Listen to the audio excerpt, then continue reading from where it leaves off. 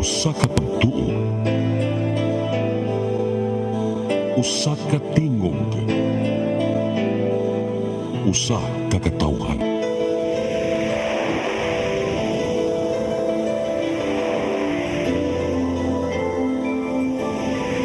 Cebu Catholic Television Network.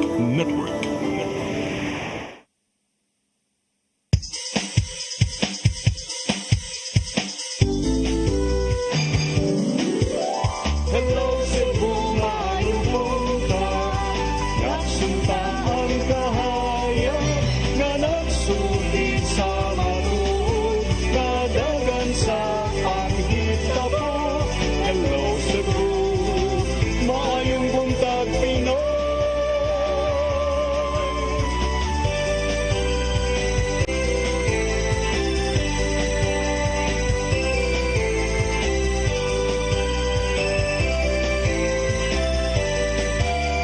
Ang katutulungan sa mga katawhan.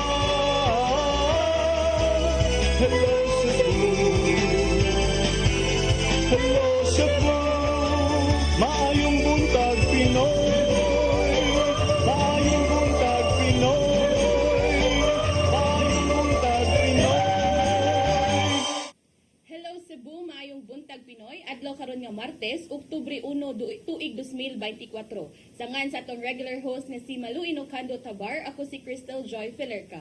Inyo may makita sa Cable TV, pinaagi sa Cine Cebu Cable Channel 47, unya live pod mi sa among Facebook page o YouTube. Ako si Attorney John Destacamento. Ug kami may makig-uban kaninyo karong buntaga. Atong sugdan ang atong tulumanon sa pagsuta sa atong weather update karong adlaw gikan sa Pag-asa Mactan, pinaagi ni Loren Lorente. Good morning, Ma'am Lauren. Good morning, sir, o good morning sa atong mga ating paminaw. Kini ang pinaka-latest na weather update karong orasa sa adlaw Martes. Kaganihang alas 5 sa kadlawon, ang bagyo nga Siguran ni-intensify na into super typhoon category. Ug base sa atong latest monitoring, anaa kini mahimutang sa 205 kilometers kasadpan sa Itbayat, Batanes nga adunay kakusog sa hangin nga moabot sa 185 kilometers per hour dool sa sentro. Sa pagkakaron hinay kining nagpairog paamihan ng kasadpan og duol nakaayo ni sa atong par nga boundary line. Base sa atong latest nga bulletin, ang track sa bagyong Julian mo paingon sa kadagatan southwest sa Taiwan karong adlaw hangtod ugma. Posible kining mogawas sa par karong adlaw apan kadiyot lang og mosulod na pud ni siya balik ugma diin kini atong gibana-bana nga mo landfall didto sa Taiwan ugma buntag o hapon. Tabukon sa niining bagyo ang kayutaan sa Taiwan usa kini dayon na nga mogawas sa par sa Thursday sa hapon o gabii. Sa pagkakaron naatay nakataas nga mga tropical cyclone wind signals gihapon didto sa mga pipila ka bahin sa Northern Luzon. Ang naingong bagyo layo ra dinhi sa Kabisayaan maong dili ra nato masinati ang mga epekto niini. So para sa kahimtang sa atong panahon karong adlaw, ang tibuok Visayas sakit na ang probinsya sa Sugbo makasinati og medyo mapanganuron ngadto sa madag-umon nga kalangitan nga aduna lamay mga higayon sa patak-patak nga mga pag-uwan, panugdog og kilat tungod sa localized thunderstorms. Para sa kahimtang sa atong hangin ug kadagatan makasinati ta og hinay ngadto sa kasarangan nga mga hangin nga nagagikan sa Habagatang Silangan hangtod sa Habagatang Kasadpan, din ang atong kadagatan aduna po'y hinay ngadto sa kasarangan ng mga pagbalod. Dinhi sa Cebu ang dagat motaog karong alas 10:24 sa buntag ug mohunas unyang alas 5 sa hapon. Para karong adlaw ang temperatura dinhi sa tibuok probinsya sa Cebu anaa sa 26 ngadto sa 33 degrees Celsius ug ang atong haring adlaw mosaop unyang alas 5:34 sa hapon. Ato Philippine Standard Time karon alas 8:09 ug kana lamang ang pinaka-latest gikan dinhi sa Pag-asa Mactan kini si Loren Lorente. Daghang salamat ug maayong buntag. Ma'am Lauren, Yes, sir. ningon ka ma'am nga si Julian dili kayo makaapekto sa nasod tungod kay didto man sa dapit sa may southwest sa Taiwan moagi ma'am no, pero naba mo laing na monitor nga weather system ma'am inside or outside par nga posible nga mopaduol sa landmass sa Pilipinas o especially makaapektar diri sa Sugbo. Sa pagkakaroon, sir, wala na tayo monitor ng other weather disturbances. Katong si tropical cyclone nga Jebi nga nasa gawas, wala na to nato gibantayan karon kay wala na siya threat. Okay. Nya, thank you kaayo. Thank you kaayo, Ma'am Lauren Sige, Lorente walay gikan papaya. sa Visayas. Mo kadtong atong weather update ug karon atong tan-awon ang mga front pages sa atong lokal ug national nga mga pamantalaan. Atong sugdan sa Sunstar Daily. Show of force, one Cebu party. Sa super balita, 3 ka higala gipamatay. Sa The Freeman, Gwen seeking another term. One Cebu also endorses QT Del Mar. Sa Banat News, 3 ka lalaki gisalvage, usa naa sa drug watch list, usa nakadaog sa scatter. Sa Philippine Daily Inquirer, Chinese warship shoots laser at Bureau of Fisheries and Aquatic Resources aircraft. Sa The Philippine Star, NSC, PNP validating Guo espionage story. Sa Manila Bulletin, Certificate of Candidacy filing starts today. Og sa Tempo, deadly road crash, 6 killed, 50 hurt as bus collides with SUV in Laguna. Mao kadto ang mga front pages sa atong lokal ug national nga mga pamantalaan. Sa atong pagbalik, atong sayran ang mga balita nga nahipo sa atong CCTN News Department. Please stand by. Hello Cebu, hello Cebu, maayong buntag Pinoy, maayong buntag Pinoy, maayong buntag Pinoy. Discover the beauty of the Philippines.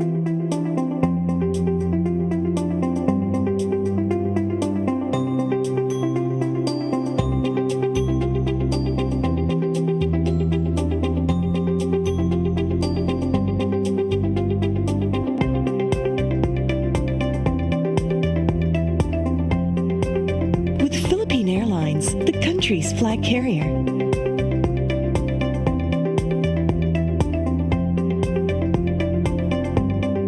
The airline that lets you feel the warmth of the nation.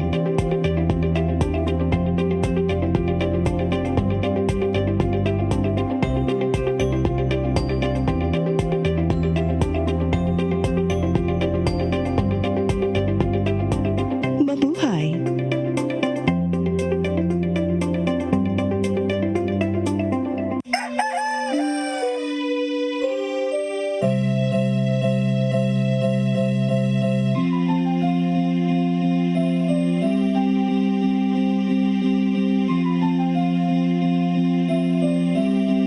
Ma, wala na may data, ma. Palud, ma. Sorry ma'am, na-late ko. Nangita pa mong gusto para internet sa kong anak ma'am. Ay, wala na yung problema. Mag-sinisibo. Sinisibo, sinisibo. For your internet connection, And for the signal of your cable TV.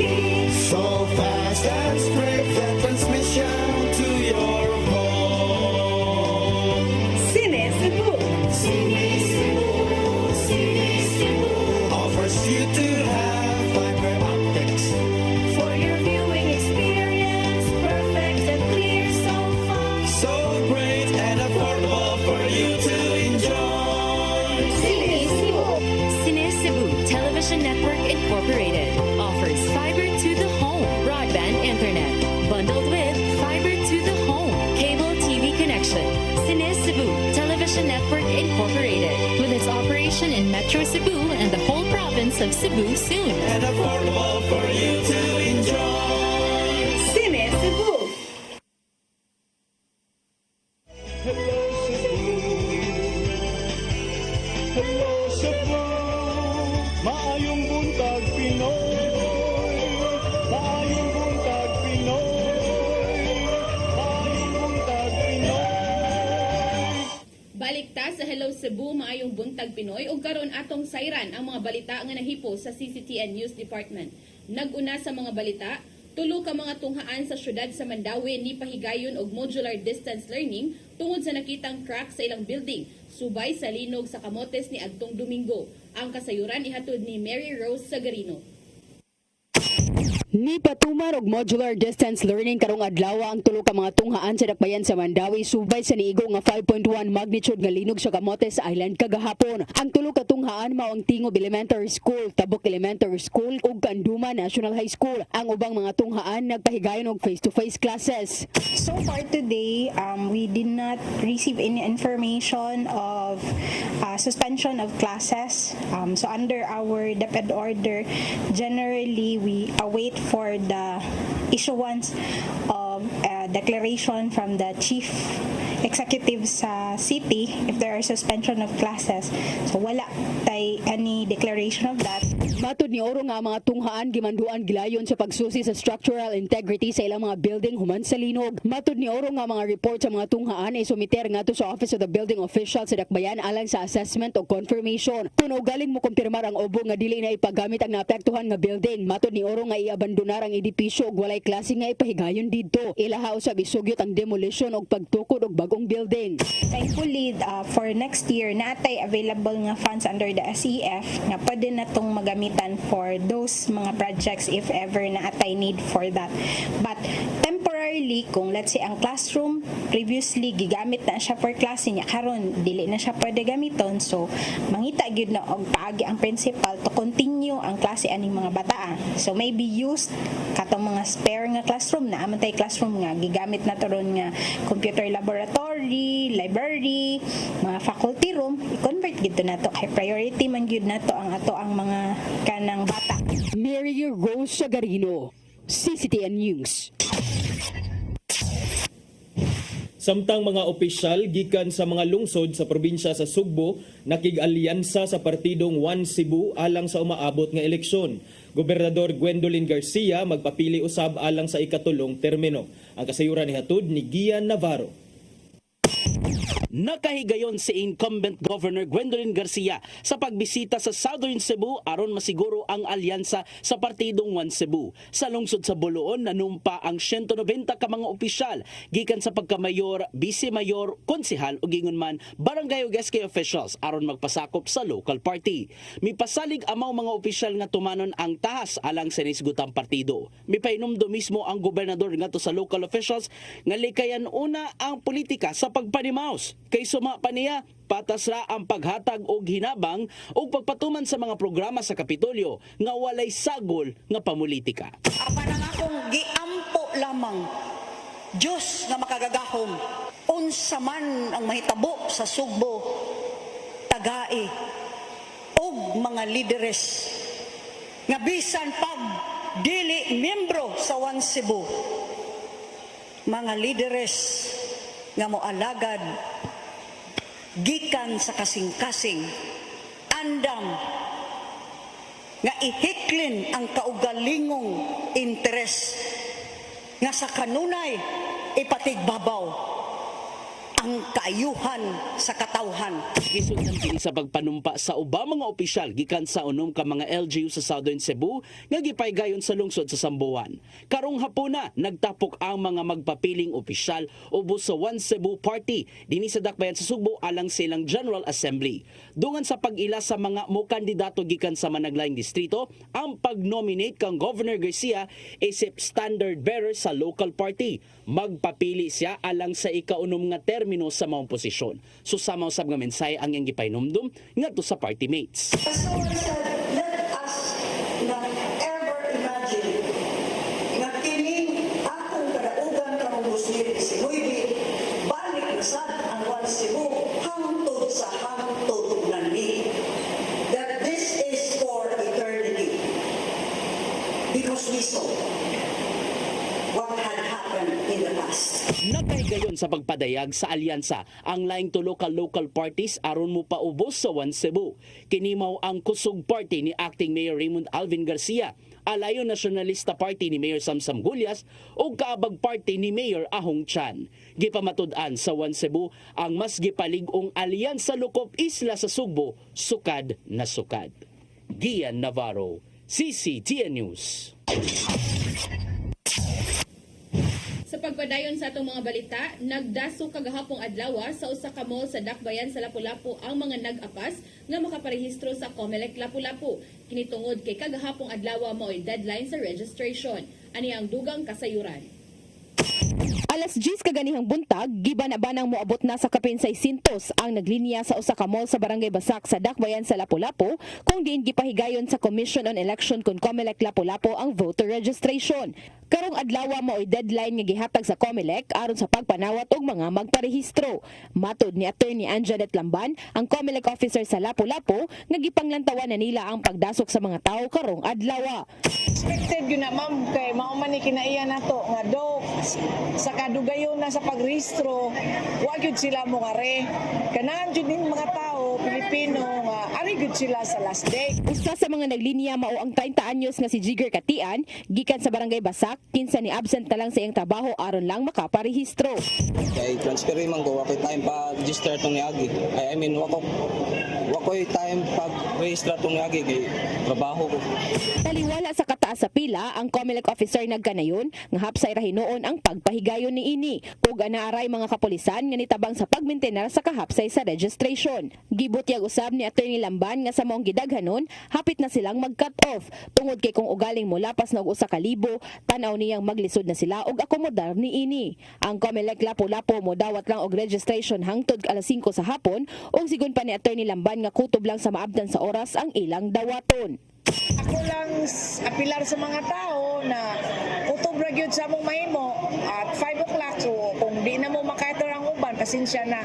Kay deadline is deadline. Crystal Joy Filerca, CCTN News. Sa laing bahin, mga konsihal sa syudad sa Mandawi misugyot nga ipaimbestigaran ang aligasyon batok kang Congresswoman Emery Lollipop Uwano Dizon sa pagbaligya og yuta nga iya sa Mandawi City Government. Ang kasayuran ni hatod ni Mary Rose Sagarino. Sa sesyon sa Konseho sa Siyudad sa Mandawi, nipasar og resolusyon si Konsehal Cynthia Cinco Remedyo sa pag-imbestigar sa gayong yuta sa Mandawi City nga giangkon o gibaligya ni Congresswoman Emery Lollipop Uwano Dizon. Gingong katuyuan sa pagpaimbestigar sa aligasyon aron protektahan ang kabdangan sa syudad. Na-involve magud ang city, so dapat ako na lang siya gihimog resolution para atong ma-forward sa ato ang chairman sa committees on laws and ordinances para ma-check lang sad. So ang ato lang transparency nga makaibaw sad ta. Makaibaw ang syudad kung unsa to ang maong gi-file nga kaso.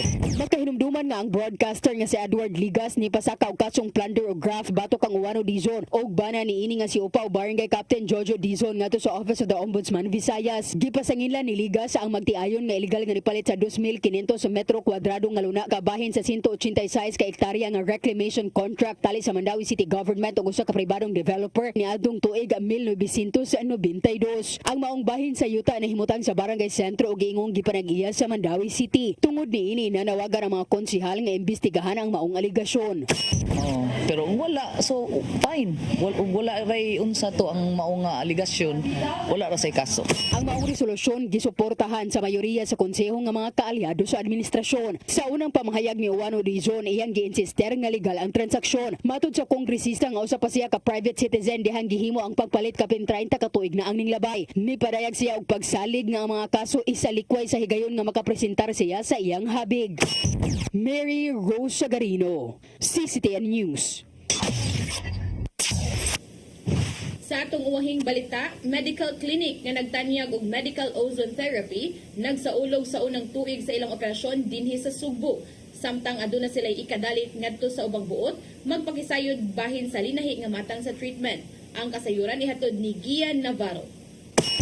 Gisaulog sa Ozone Med Wellness Clinic ang unang tuig dinhi sa Sugbo sa mas mahinungdanong paagi. Nag-abot sa City Sports Club nitong Sabado sa buntag ang mga natabangan sa mong clinic aron isaulog usab ang naangkong kaayo. Gisawa nila ang mga nahimong kaagi sa diyang natagamtaman ang balatian silang lawas. Sa mong panagtapok mas nipatigbabaw kanila ang paglaom aron ipadayon ang ilang kinabuhi uban ang labang makagagahom. Sumapa sa ilang medical director nga si Dr. Rosario Barales nga daghan na ang natabangan sa OzonMed, pinaagi si ilang linahing treatment sulod lang sa katuig. Natagamtaman matud pa ang epekto sa medical ozone therapy sa tinguhang mumaayo na silang gibating sakit. Mas maganda maraming impormasyon na natatanggap no ang ating pasyente to stay healthy and well, and at the same time ang mga cancer patient to get out of their situation no and makarecover fast and have a quality of life, talagang quality of life. Sa ikaduhang tuig sa ilang operasyon dinhi sa Subo, lauman sa mga kliyente ang dugang pang serbisyo nga mahimong mapahimuslan. So I'm looking forward na magkaroon tayo ng recovery pod. That's recovery pod is a pad wherein we precondition the katawan, no, yung body ng pasyente so that yung perfusion ng medical ozone would be very quick. Samtang pakusgan pa sa OzonMed ang pagpakaylap sa mahinungdanong kasayuran bahin sa gitanyag nilang medical therapy. Maong nakig-alayon sila sa CCTN Channel 47 alang sa ka weekly medical talk show nga maghisgot sa mga kasulbaran gikan sa managlaing balatian sa lawas. Matud pa sa program hosts nga daghan ang angheng makat-on sa mga mutan-aw nini on air ug online. Actually, they will answer frequently asked question no kasi ang OzonMed we strengthen our advocacy na para sa may sakit at ngayon kinikater naman natin yung mga walang sakit at ayaw magkasakit. Makita silang talk show ang mga testimonya gikan sa mga nakapaymos sa medical ozone therapy gikan sa OzonMed. Marami tayong testimony, so look forward po kayo sa mga testimonies po ng ating mga patients. Mapapanood nyo na rin po on this show. Mao atalan gyud sa tanang mga tigtan-aw ang New Start OzonMed Health and Wellness Talk dinhi sa CCTN 47 coming very soon. Alang sa mga gusto magpaybos sa medical ozone therapy, iscan lang kining QR code nga makita sa screen. Kini aron makakuha og special privileges ug discounts gikan sa OzonMed Wellness Clinic Cebu. Gian Navarro, CCTN News. Mao kadto ang mga balita nga nahipo sa atong CCTN News Department. Ninyo nakita kagahapong adlaw sa Sayre 47. Sa atong pagbalik, maghisgot na kita og pipila ka mga isyu nga manginlabot ang lungsod ug ang nasod. Please stand by. Hello Cebu, maayong buntag Pinoy. Maayong buntag Pinoy. Maayong buntag Pinoy. Discover the beauty of the Philippines.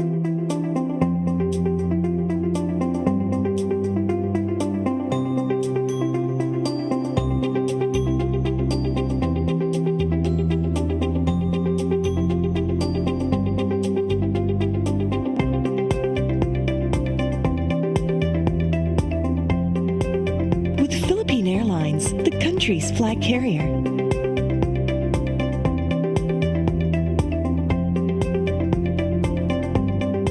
The airline that lets you feel the warmth of the nation.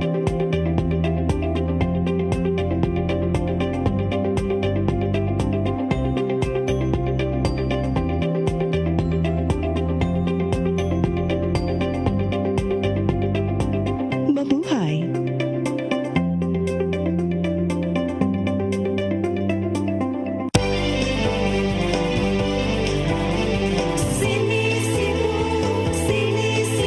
For your internet connection And for the signal of your cable TV. so fast and straight that transmission to your home. Sini Cebu Offers you to have fiber optics. for your viewing experience, perfect and clear so far. So great and affordable for you to enjoy. Cine Cebu Television Network Incorporated offers fiber to the home broadband internet bundled with fiber to the home cable TV connection. Cine Cebu Television Network Incorporated with its operation in Metro Cebu and the whole province of Cebu soon. Sini Cebu For your internet connection and for the signal of your cable TV. so fast and straight that transmission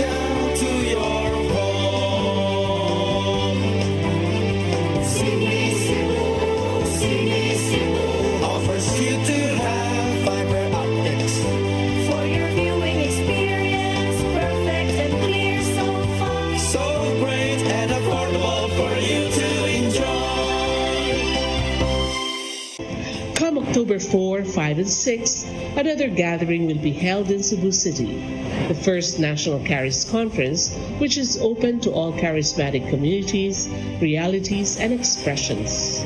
Hosted by the Brotherhood of Christian Businessmen and Professionals, the event will have interesting workshops and topics to help us grow in our various charismatic gifts and charisms.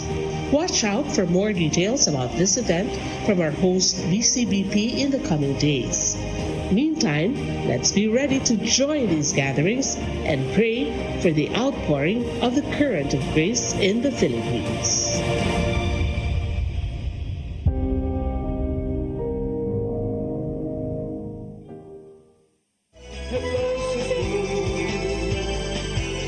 Hello Cebu, maayong buntag Pinoy. Maayong buntag Pinoy. Maayong buntag Pinoy. Balik ta sa Hello Cebu, mayong buntag Pinoy. Ako man day mo dawat, partner. Yari ta sa tong pagisgot-isgot. O unahon na to ni October 1, 2024 nagyud mga higala. So kana nagpasabot nga first day karon sa filing of certificate of candidacy. Kagahapon nahuman na sab ang registration sa mga bag-o nga voters diha sa mga COMELEC offices in Tiro, Nasod. So kagahapon sa partner mipakita sab sa ilahang kusog or mipakita sa ilahang kung unsay ilahang kuan mipakita sa ilang show of force kining One Cebu party led by their standard bearer nga si incumbent Cebu Governor Gwendolyn Garcia atol sa usa ka panagtipon didto sa SMC sa diha sa usa ka mall sa SRP. Ubay sa draba ang mga nanambong partner, laliman ka aning 52 out of 53 ka mga mayor sa probinsya sa Sugbo, sa mga lungsod ug syudad sa probinsya sa Sugbo, 11 sa 12 ka mga kongresista og tanan nga mga provincial board members og majority sa mga municipal and city councilors from all over the province, including the highly urbanized cities of Cebu, Lapu-Lapu, and Mandaue in attendance gahapon, partner. Inana kakusog ang One Cebu Party. Okay, nagkahiusa dyan sila, partner. Imagine ha, usa lang ang wala na include, right? Usara, partner. So ambot kinsa na ang usa, but ingon si Governor Gwen Garcia, partner, nga ang Cebu kuno is stronger than ever in the national scene, expressing how unity strengthened the party. Unya, ako lang pangutana, partner, kay sa mga lista sa mga gipang-endorso nga mga congressional bets, naaman ni nga rin ipang-endorso, although wala pa formal announcement, pero gipahibaw na, gipasiatab na sa One Cebu ang ilang official lineup of candidates alang sa House of Representatives. Sila si 1st District Representative Rhea May Gulyas, incumbent 2nd District Representative Edsel Galios, incumbent 3rd District Representative Pablo John Garcia nga ganina ni file nang adto sa siyang certificate of candidacy sa iyo kaayo, one of the early birds, incumbent 4th District Representative Janice Salimbangon, incumbent 5th District Representative and Deputy Speaker Vincent Duque Frasco, incumbent 6th District Representative Daphne Lagun, Mandawi City Lone District Representative Emery Lollipop Uwano Dizon, o si Lapu-Lapu City Lone District Representative Maria Cynthia Cindy King Chan. And I guess more na pila po diri, partner, kato si Cebu City North District incumbent Congresswoman Rochelle Cutie Del Mar. Na-mention na ba ninyo? Wala pa, partner. O kana siya gikuan sad nila ila sang gi-endorso ang kandidatura ni Cutie sa North District sa Cebu City isip kongresista. Unya kining One Cebu Party also gi-endorsa sa nila si Dr. Patricia Calderon para sa 7th Legislative District for the first time ni siya.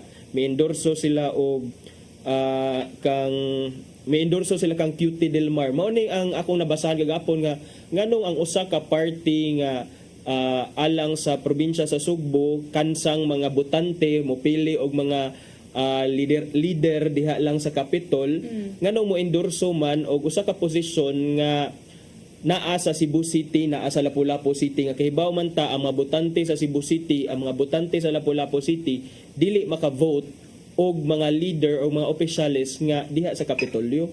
Bitaw. So Pero siguro tungod lang po siguro nga kanang para makita nga kanang they are united as United. one. Mm. And kana ba syempre makuan ba nga for example kani man gud ato ang kuan partner no nga for example kani atong governor mao ni siya nya kanang makuan mo bang hala ko ang governor for example ako taga butang na nato taga Mandawi ko so akong mayor kay kanang kigalayon sa kanang ganahan ako nga governor inga na ba murag makuan nga murag ang influence bitaw siguro inga na ang usa sa reason nga nung murag mukuan po din sila mo endorse bisag dili kabutar sa ilaha.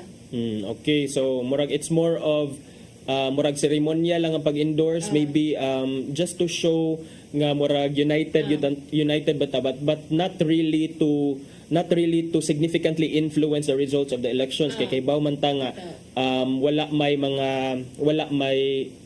mga botante sa Cebu City ug Lapu-Lapu City except sa Mandawi City kay lain magog charter ang Mandawi City. Mandawi City residents can vote for officials in the capital. Maka-vote sila o governor, maka-vote sila o provincial board member.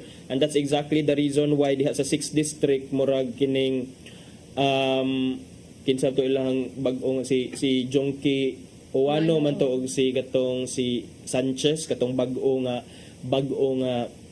tong batan-on nga bag-o nila nga gi-endorso nga partner ni Sir Jonky Uwano. So but mo siguro na I agree with you just to show force, just to show that they are united.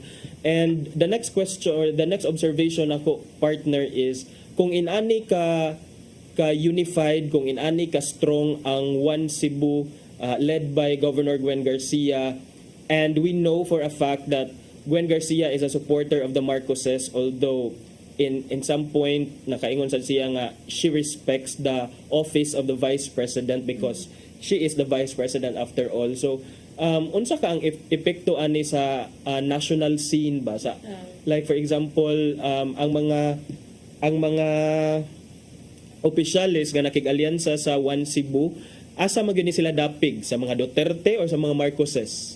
Mao na dira atong kuanon partner but siguro ato pong atong kuanon ba nga if atong hunahuna in a bigger picture, asa mo gud atong sa tawag ani patriotism bitaw or atong loyalty na ba sa kaning mga leaders partido? ba nato o sa partido ba or asa man gyud pero sa ingon pa yung partner kasabot pud ta kay kanila gyud like ibutang nato diri sa kuan nga One Cebu and kabaw man gud ta sa nahitabo sa atong national government nga there is conflict between the Marcoses and the Duterte. So kani sila siguro mo naglibog na ni sila no asa ni sila mo dapig but sa gingon pa ni Gwen Garcia ni but Governor Gwen Garcia na safer option partner asa kung asa sila mo dapig asa man dapig sila sa duha para siguro mao gani ako gikuan partner kay syempre irespeto nimo ang presidente irespeto pud nimo ang katong sa vice president kay they're in the position man good pero mao lagi na whatever lang unsay mga interest nila partner nindo to imong giingon partner ba nga kaning as voters on to we should look beyond party lines, we should look beyond the colors that our candidates are bannering kay lisod man na siya nga ato lang i-judge ang mga leaders nato or mga candidates based sa ilahang kapartido no kay that's exactly the reason why nganong so many qualified candidates will not make it because it has become a popularity contest year in an election in and election out diri sa atoa. So may unta nga Filipino voters will reach that level of maturity nga unta when they cast their votes come election day nga unta ang ilang pilion is kining tawhana not because kapartido or kaalyansa siya sa akong gibutaran but because deep in my heart I know that this person would make a difference in my life and the lives of my other fellow constituents. Agree with that partner kay usay man gud di man nato malikayan partner nga kanang once pagod bukuan tag usa ka party mo sud kamurag bitaw ma-lift up o matabangan ta ba sa other mga for example sa atong kapartido murag mailhan pud ta pero kana sakto gud giingon nimo partner nga uban nga maglisod gyud sila og kanang magdaog sa election tungod kay butang nato di sila kasul ani nga partido. So ang influence nila or kanang maglisod sila introduce sa ilang kaugalingon, magpaila sa katawhan tungod kay kana wala sila yung mga partido. So di ato man pud ko anon nga although dila to sila i-judge dayon kay kung unsa sila na sila ana nga party list, but ato lang gikuan gi-encourage the partner nga murag even though naa siya ana nga political party ato nga strong na ilang political party, but aside from that ato sila scrutinize ba if kani nga mga itagsa-tagsa pud nato sila ba, not just as a whole party gyud. Yes, when we vote for the person and not for the party. Nya mo na ako sa nabasahan diri partner nga duna say tulo ka mga partido, lokal nga partido dinhi sa Sugbo nga nakig-alyansa sab sa kining One Cebu kana mao ang partido sa Kusug Party, Kugi Uswag Sugbo, led by President Acting Cebu City Mayor Raymond Alvin Garcia. Kinsa pa ni sila partner? I guess appeal po dira ang Kaabag Party partner sa Lapu-Lapu. Ang Kaabag Party nga pinanguluhan ni Lapu-Lapu City Mayor Jonard Ahong Chan. Unya ang Alayon Party ni Alayon Nationalista Party led by Talisay City Mayor Gerald Anthony Samsam Golias. So kani kunong upat ka mga political parties, ang Kusog, ang NP sa Talisay, ang Kaabag ni Mayor Ahong Chan ug ang One Cebu, mi sign ni sila og agreement in front sa mga more or less 1,000 ka attendees sa gahapon sa convention partner niya. Sa ilang agreement sila mi express sa ilang intention nga dapat magtinabangay sila, mag-collaborate sila in order to attain the shared goals for the upcoming elections. This collaboration is primarily aimed at promoting and advancing the common objectives of the parties through a unified approach ahead of the 2025 midterm elections. And ato po nakita gapon partner daw si suspended Mandawi City Mayor Jonas Cortez nga although na iyang ongoing iyang suspension but nipakita siya sa iyang support dito sa One Cebu Party. Pakita siya niya dayon ang si expected to be challenged by One Cebu member and incumbent provincial board member Tadeo Uwano. Okay, so si Uwano unsa man ni siya mo lansar ni siya pagka mayor sa Mandawi? Mao na atong atngan wala pay Giingon man, matod sa report sa The Freeman, the cooperation was also supported by suspended Mandawi City Mayor Jonas Cortez, whose re-election bid is expected to be challenged by One Cebu Party member and incumbent provincial board member Tadeo Uwano. Sa ato pa, di ba si Mayor Jonas Cortez, niingon naman to siya nga mulansar siya magpapili siya pagbalik isip mayor. But i-challenge kuno siya ni Mayor board member Jongki. Sa ato pa si murag si Jongki. Sila mag-atbang pagka mayor sa Mandawi. So ato ning atngan kay murag exciting time sa nida sa Mandawi makapili gyud ang mga Mandawihanons kung kinsa ang ilahang buot mo govern or mo lead nila. But partner kabantay ka wala sila gis sa One Cebu for naagi ko ana si Governor Gwen Garcia nga magpa-re-elect wala pa sila gis-state no kinsa ang mo vice governor. Wala pa gi-reveal nga running mate si Governor Gwen Garcia pero matud pa nga sa mahibaw-an ko rin siya sa last day of the filing of COC partner which will be on October 8, 2024. So murag kulba kinsa ka ani kay sa una sad murag inani man to dagang kay hugon kinsa ka ang partner niya murag si Doc Herosa man to in the end ang nahimong running mate ni Governor Gwendolyn Garcia. Okay, so mo na tong pag-aatngan partner to, and I guess karon murag sa atong since start naman sa filing sa COC ato gingon nimo ganina nanay usa nga ni file sa iyang certificate of candidacy nga mao si 3rd District Representative mo ni si Pablo John Garcia miadto na sa Office of the COMELEC pag-file sa iyang certificate sa iyo kaayo partner no sayo kaayo murag mo pa ni first no so far sa tong na monitor mo siya pa lang ni file and so bang mga ko wala kay ba partner bisag dito sa mga lungsod nanay mga nag-file wala lang nato na report kay maybe mga mga dili kayo ilado, but kini si Sir PJ karon this morning ni file na siya sa certificate of candidacy. But up sa atong kuan partner ato ning tan-awon kung kanus agud nimo file ang uban nga mga expected na nga mudagan. But sa imong tanaw partner Merg, tuwa pa jud ni pizza 8. Dasok na Ato pa sa pastoril trail. Pizza 8 kay nindot dito kay daghan naman kayo mga kamera, daghan na photographer, mga cameramen. At least nindot ang coverage nimo ba kung nakay gamay nga exposure sa TV, radio ug newspaper. Abi na kog mga crammer na puntang mga Pinoy adto jud sa gusto jud tas mga deadline o wahing adlaw jud same gahapon sa katulaging registration sa voters registration nga sustuan na nagtapok na kung kanus sa taas kay like since February pa ba ni ang registration niya gahapon lang tuan nagsala pula po nga coverage no kay nagtapok daghan kaayo so murag ambot if na cater ba tong tanan but so far sa giingon gahapon sa Comelec officer nga si Attorney Janet Lamban maglisod na if moabot nag 1,000 ka mga magparehistro kay di na kaya sa ilang manpower and alas 5 ra ba gud taman ilang pagpanawat so mo na dahil sa uban po diri sa mga malls diri sa sa Cebu City no nanawat pud og mga kuan niya nagtapok pud to so hopefully nakaparegister ang tanan and makabutar tang tanan More than magpa-register dapat no adto gyud sa presinto panahon sa eleksyon aron makabutar. Nya kining daghan na kay manglansar para nimo partner unsa may mga qualities nga dapat natong tan-awon sa usa ka leader be it a mayor without specifying because kita diri sa Hello Cebu wala man tay mga gipdapigan kay isip mga taga-media isip mga journalists. We have to distance ourselves from the sources that we cover nya ato ra ba ni mga source ang uban ani so but para nimo partner alang sa ato makaigsuonan sad nga nananaw unsa man dapat ang mga qualification sa usa ka mayor sa usa ka governor sa usa ka kongresista nga atong iluklok diha sa ilahang mga respective positions. Unsa pa sa ako partner number 1 jud ka ng kabaw sa balaod o kabaw magpatuman sa balaod. Kabaw sa balaod.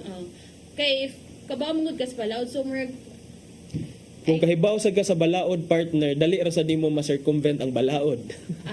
So do disagree ka na ko partner? No, di ambot mo disagree ba ko but ako na nang follow up question nimo but unsaon man nimo partner nga nakagilok-lok nga kahibaw sa balaod pero naa say chance nga sakto no mamaniobra niya ang balaod to his or her kay tungod sa iyang koan. So unsa naman lang ikaw na lang ako pautan on partner be. Gipasa sa ko. Gipasa. Pero ito, sige. Yeah, para sa ako dapat kay naa ang dapat kining unsa ni kay baw ka sa imong gisudlan. So pasabot ana is ang trabaho sa mayor, ang trabaho sa governor, murag it's both a leadership position and a managerial position. So daghan kag i-manage so dapat naa sa kay management skills ana kay unsaon man nimo pag-manage ang usa ka dako nga butang talag sama gud sa kumpanya na man jud mo manage sa kumpanya kay kung why manager unsaon man nimo pag-run ang affairs sa anang kumpanya same with the government. So para nako dapat na siya both leadership and management skills and dapat na siya track record for that. Kaya dapat na siya mapakita na sa katawhan nga mao ni ang ako ang track record, you can go back to my history, mao ni ako ma-offer para ninyo. Side ana partner is a sense of transparency and accountability. Kana siya mura gasgas kay nga phrase ng transparency and accountability but at its core, at its heart, transparency and accountability simply means nga you are kana bitawng giladlad nimo ang mga transaksyones sa City Hall, sa Capitol, murag it's like an open book nga anyone any of your constituents can access. Anya dayon kining dili ka mahadlok bisag kinsa pa mo inspect, bisag kinsa pa nga taga-kuha diha because kay baw ka deep in your heart nga wala kay mga hukos-pokos nga gigamit nga gibuhat. Yes. Mura na kay plano mo lang sa partner. Dili lang sa taan na partner kay kining lain-lain man taog mga taha sa kinabuhi. Ang sa may mong taha. Pagkapugado lang niyang taha. So, pagka ako ang course, hello Cebu. Pero actually, daga na kayo siyang taha. So, ayaw na nag-discourage man di ay. Pero bitaw, sakto, I agree with your partner, no? Kay nausap pod na ang track record pod nga atong tanawon. If qualified ba gud siya, na kay lisod pod nga ato siya ibutang dira sa pwesto kung dili day siya kanang wala siya mga experiences ba or kanang na for example na ba siya background aning nga posisyon kay kabaw ko nga dako gud na nga tabang sa iyang mga track record makatabang na sa iyang posisyon nga iyang gidaganan. Yes, and personally partner, I have nothing against prominent persons with prominent bitaw nga mga clan names or mga last names running for government office. Like I will not say nga that is a case of political dynasty because para manggod nako partner, we should look into the sincerity of each and every candidate who is running. And mao ganina kung mao natong giingon ganina nga dili nato tan-awon ang iyang dili nato tan-awon ang iyang kapartido, but tan-aw nato ang iyang sinseridad, unsa siya ka determinado nga mo serve gyud sa iyang mga constituente. And if that person happens to be a prominent person or a not prominent person, then so be it. So I don't believe okay ra sa akong same ra gyapon na sila.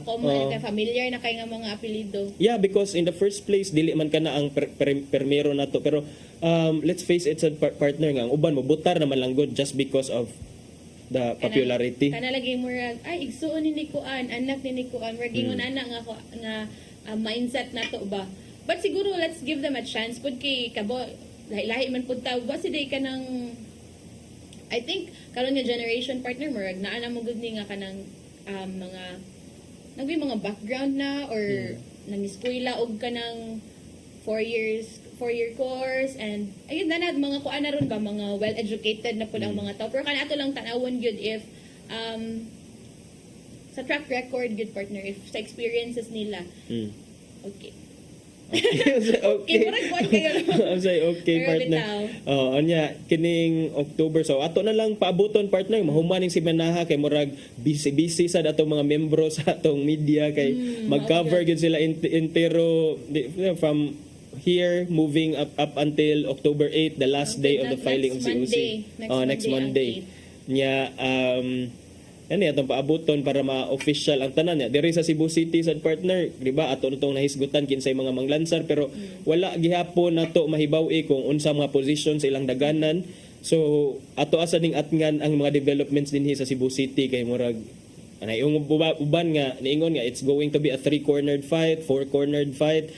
All these are still speculations up until the end of the period for the filing of COC. Yeah, so let's kuha na lang I think karong adlaw ato ning sa mga coverage nato nga mahitabo tanaw nato if kinsa kay mga dagkong opisyal diri sa Subo ang mo file karong adlaw or adto pa ba ni sila sa last day. And also sa kuan po siguro sa uban mga probinsya no nga dili maabot sa atong coverage. And sa pamatong ko napatay mga 3 minutes. Nag-ihap gyud sa time but countdown. Unsa pa man unsa man tarong adlaw, so October 1 na gyud gaganina niingon to ang pag-asa nga duna kunoy nahimo ng super typhoon ang kategory ni Julian. Hinuon lang at least kay dili kaayo dako nga parte sa Pilipinas ang iyang maigo, but still ako nakit-an sa balita agahapon nga luoy ang mga taga Batanes partner kay Batanes is a small province pero very vulnerable sila anam ngayon anak kay isla manggod niya din wala sila kahiklingan, wala sa duna siguro, pero when you have a super typhoon category nga murag mamidpid diha dapit sa ilaha, so murag isla pagid ba na partner mga isla na ang Batanes. So atong iampong atong makaigsuunan sa Batanes og mga Northern Luzon nga region, Ilocos region diha dapit nga magmatngon unta walay mga untoward nga mga incidents nga mahitabo alang kanila. Yes, and I expected lo nga karong adlaw mo gawa siya sa park karon or either karon or ugma, pero mugawas ko no siya, kuya kay itong giingon ganina ni, kay mugawas siya kadiyot, nya dayon mobalik na sad sa par. Yung by Thursday na pud possible nga mo mugaw sakto ba tong pagsabot Padung na siya sa southwest sa Taiwan. So mulandfall ko ni sa Taiwan. So adto sa Taiwan kay bawta daghan sa mga OFWs diha. So hopefully wala lang untay mga dagko nga kadaot labi na gyud deaths Yes. nga matumaw. Labi na mo ingon ba tag super typhoon ron partner no murag wa na traumatizing na jud kay tani kay I think duha na ka super typhoon atong na-experience diri ang katong Yolanda og ang katong Odette. Na naka-experience ka na. Naka-experience ko sa duha sa Yolanda. Sa Yolanda naka-experience ko kay that was 2013 niya dayon Odette naka-experience ako 2021. Cebu City. Diri sa Talisay. Yes partner. So kana mauna ang atong mga kuan but so far this week diri sa Cebu murag okay atong weather kay murag wala kay uwan nya dayon kining murag ni reklamo na sa danguban kay nganong init man kaayo sa gawas. Init na pud kaayo. Pero mo to ang giingon gapon sa pag-asa ni neto man ni Sir Jumer Ictarino nga fair weather daw ang ma-experience sa Cebu within this week. And katula ato lang iampo atong mga kaigsuonan didto sa Batanes Island nga naka-experience karon sa Super Typhoon Julian. Okay. Wala tayo igong oras. Miss Malu, nagdungan dyan may ingon, okay. Atong ipadangat ang giandam ni Tatay Dudong Limshuwa nga pulong og kinabuhi.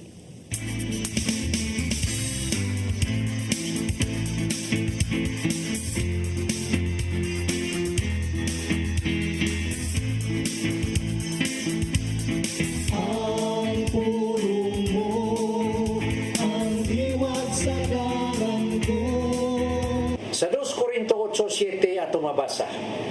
Kamo nga dato kayo sa pagtuo, sa panulti, sa kabalo, sa iyong tinguha sa pagtabang ug sa inyong paghigugma kanamo.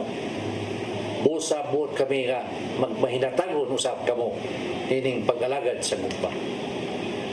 Ang labing ligon nga baruganan ni Jesus mo kini pag-alagad og hatag sa imong isig kaingon kini ana mabasa diya sa Lucas 9:23. Umingon siya sa tanan, kung may buot musunod kanako, kinahanglan magdumili siya siyang kaugalingon. Magpasaan siyang cross sa tanang adlaw ug musunod kanako. Kini nagpasabot nga dili sayo ng pagsunod kang Kristo. Unselfish decision ang gikinahanglan. Kalimtan nimo ang imong kaugalingon tungod ug alang siyang kausa. Adlaw-adlaw imong pagtahan sa imong kaugalingon, sa imong mga tinguha, sa imong mga ambisyon. Ang ikaduha mo ang imong pagpasan matag adlaw sa imong krus. Nan karon pangutan na ang atong kaugalingon. Unsa man kita kamatinudanon sa atong tinguha nga musunod kang Kristo. Anda man atong kalimtan ang atong mga kaugalingon. Si San Pablo mingon, una ang inyong mga kaugalingon sa pagka manggihatagon. Kay sa Mateo 6:21 atong mabasa, kay hain gani ang inyong bahandi at usab dito ang inyong kasing-kasing. Mga igsoon, mao kini ang pulong nga naghatag kanato giya karong adlaw. Magampo kita. Langito nga man, nasayod kami nga dili sayon ang pagsunod kami. Aba namo kining gipili tungod kay mao kini ang imong tawag kanamo. Dili kini namo mahimo kun dili mo kami tabangan. Busa panalangin ni kining among balaan nga tinguha. Amo kining gipangayo nagito nga man pinagi sa imong bugtong anak ni Hesus Kristo. Amen. Sa ngalan samahan sa anak ng Espiritu Santo. Ang pulong mo, ang diwag sa dalan ko.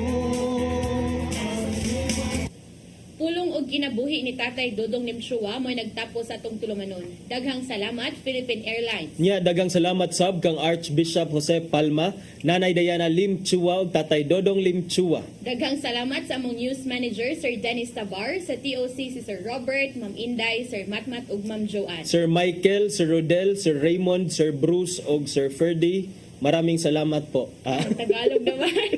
Daghang salamat sa iyong pagpakig-uban namo karong buntaga. Sangan sa atong regular host na si Malu Inocando Tabar, ako si Crystal Joy Filerca. Ug ako si Attorney John Destacamento. Ubani gihapon ninyo ugmang adlaw sa programang Hello Cebu, mayong buntag Pinoy.